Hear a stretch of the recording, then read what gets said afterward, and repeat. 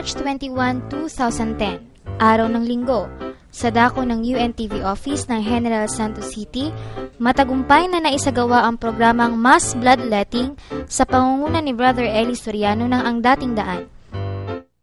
At ng Good Morning Kuya sa pangunguna ni Mr. Public Service Kuya Daniel Razon sa kanyang kampanyang Isang Araw Lang at ng Philippine National Red Cross ng General Santos Chapter.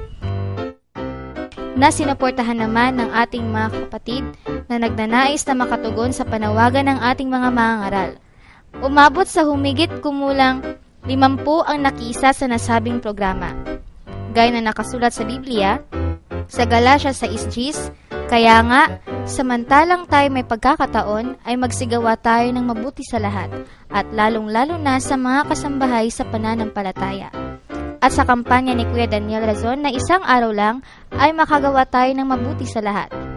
Sa palaging paalala sa atin na ang paggawa ng mabuti ay di magbubunga ng masama.